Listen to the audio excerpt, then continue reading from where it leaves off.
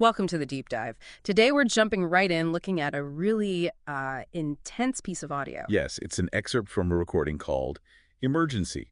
Trump Must Go on Offensive to Stop Democrat Plan for Martial Law.mp3.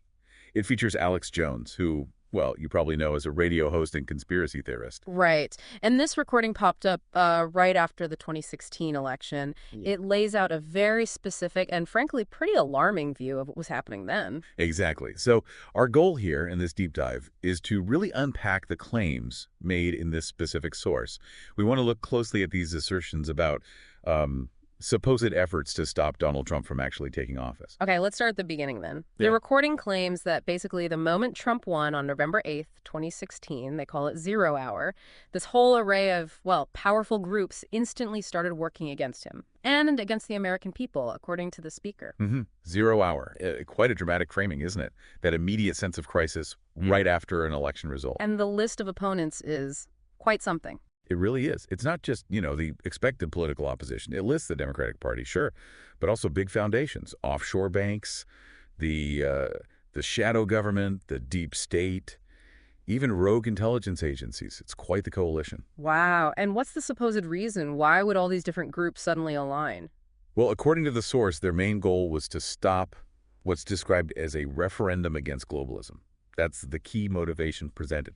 It suggests a very coordinated, very broad pushback. And they try to connect this to things happening outside the U.S. too, right? Yes, exactly. The speaker draws lines to Brexit, Merkel's election results in Germany, the Catalan independence movement, even an Italian vote about the EU.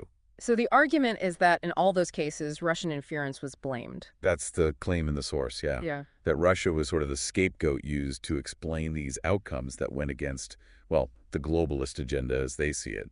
It's presented as a recurring theme. So Trump's election is framed as just another example of this pushback against globalism, and the opposition to him is part of that larger pattern. Precisely.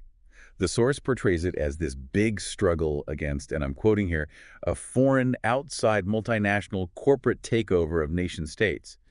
And interestingly, it even sort of aligns with Russia, suggesting Russia was fighting the same globalist enemy by kicking out oligarchs. It's a complex picture of who's supposedly allied with whom. Okay, but then it gets even more specific, more drastic, I guess, the alleged plan. Oh, yeah. This is where it really ramps up. The recording details this supposed Democratic plan to actually prevent Trump from taking the oath of office by creating chaos. The claim is they plan to engineer global instability and, crucially, a national emergency here at home. Think widespread riots, cities burning, that kind of thing. That sounds, well, like a movie plot. It really does. The idea, according to the source, was that this manufactured crisis would give political cover to President Obama, who was still in office. Cover to do what? To suspend the election results. The recording claims Obama would step in, citing the emergency, and call for a whole new election, maybe overseen by Homeland Security.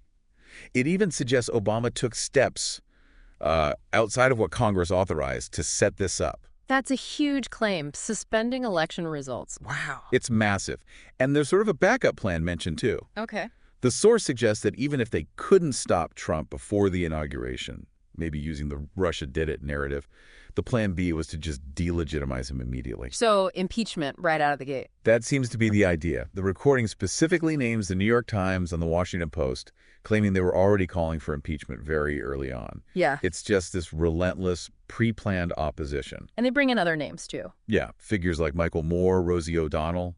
The source claims they were throwing around terms like martial law, civil emergencies, national emergencies, and there's even this claim attributed to supposed insiders at CNN that the network was actually practicing, drilling for a national emergency in their broadcast preparations. It's all very sensational. Okay, let's focus on that Russia did it narrative for a minute.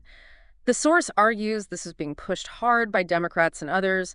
Why was that so central, according to this recording?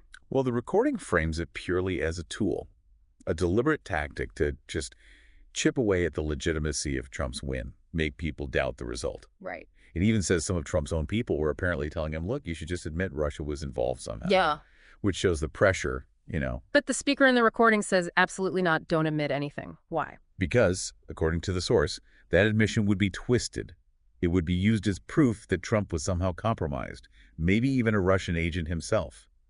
So strategically, admitting anything was seen as just handing ammunition to the opposition. It's all about controlling the narrative. So how does the source try to counter the evidence of Russian interference that was being discussed at the time? Well, it dismisses it pretty bluntly. It talks about some stupid report that supposedly only mentioned things like our TV shows criticizing Hillary Clinton. RTV being Russia Today. Right. And the counterargument is basically, look at the massive amount of negative coverage Trump got from, well, almost everyone else, the mainstream media, the Pope, foreign press, even Spanish TV inside the U.S. The source asks why focus only on Russia when all these other forces were supposedly against him too. It's an argument about scale and focus, I suppose. Kind of. It deflects from the specific Russia claims by pointing to a much wider field of opposition. Okay, so given all this perceived threat, what does the recording say Trump should do? Go on the offensive. Hard. That's the core message. Don't just defend, attack. Expose the alleged dirt on the other side. Like what specifically? What actions are suggested? It gets pretty specific. Prosecute Hillary Clinton. That's stated directly. For supposedly taking money from China, from Saudi Arabia, through her foundation, through the campaign. Basically, go after corruption wherever they see it. The idea being that offense is the best defense. Pretty much. Mm. The argument is, if he doesn't fight back aggressively, he'll just be stuck reacting, always on the defensive, for his entire term.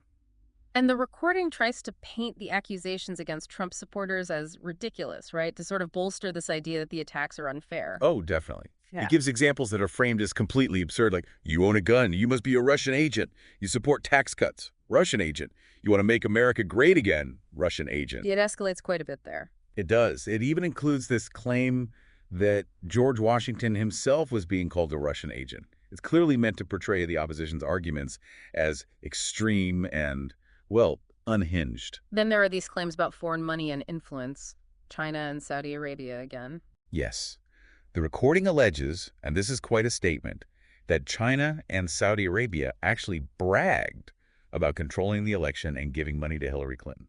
Bragged? Why would they do that? Well, the source claims they thought they'd basically own the Justice Department if she won, and now, because Trump won instead, they're supposedly scared he'll retaliate, which is why, according to this narrative, they're also going after Trump. Okay, that's quite a complex web of alleged motives and actions. It is.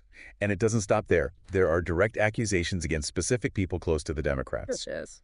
The source mentions Podesta's brother, presumably referring to Tony Podesta, claiming he got 30-something million from Putin. And it also alleges Hillary Clinton had secret meetings with Putin. These are very serious claims of direct collusion. Extremely serious. Yeah. And following these accusations, the source urges Trump to, well, blow it all wide open. Hold a press conference. Lay it all out.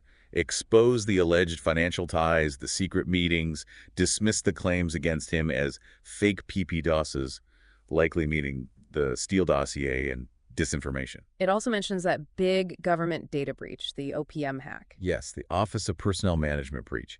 Huge amounts of data on government employees. The source claims that data wasn't just stolen by China, it was effectively given to them, implying some kind of internal betrayal or massive negligence amounting to betrayal. But the source doesn't paint the entire intelligence community with the same brush, does it? No, interestingly, it suggests there are people inside the intelligence agencies who are actually on Trump's side, or at least against the others. It claims leaks coming from these agencies have been vital in exposing some of this alleged wrongdoing. So internal dissenters. Sort of, yeah. It refers to them as MVPs, most valuable players. And encourages them to leak more. Explicitly. It's a direct call for more leaks, more information to come out from inside these agencies, a call to keep exposing things. Then the recording shifts towards predictions and what everyday people should do. What does the speaker foresee happening? Well, first, the speaker claims they've been right about everything so far, that they accurately predicted how things would unfold. Okay. They describe this pattern of opponents starting by calling for, say, investigations, but secretly planning all along to just overturn the election. And it predicts things will get worse in the run-up to the inauguration. Worse how? More attacks on Trump.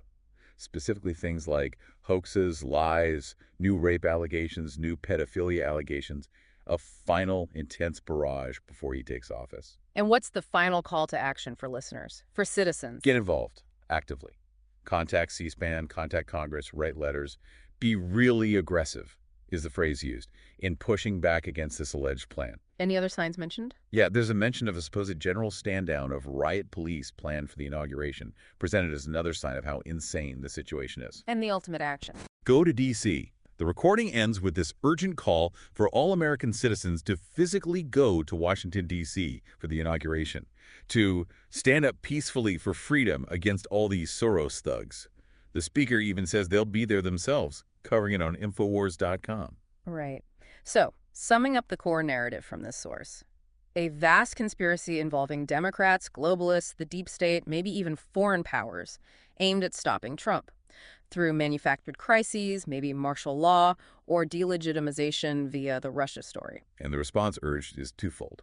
Trump needs to go on the offensive, prosecute enemies, expose corruption, and citizens need to mobilize, contact officials, and physically show up in D.C. to resist. It's an incredibly potent and alarming narrative presented in this recording. It absolutely is. And as you think about these claims, it's worth considering, the intensity of it all. What actual evidence does the source itself provide for these sweeping allegations? How does this particular interpretation fit into or contrast with other accounts of that post-election period? Understanding how such narratives take hold and spread seems crucial, doesn't it? Especially when they paint such a stark picture of conflict and alleged conspiracy at the highest levels. Definitely. It really makes you think about political opposition, the role of conspiracy theories, and just how different groups can perceive the exact same events in profoundly different ways. Something to keep reflecting on as you encounter information out there.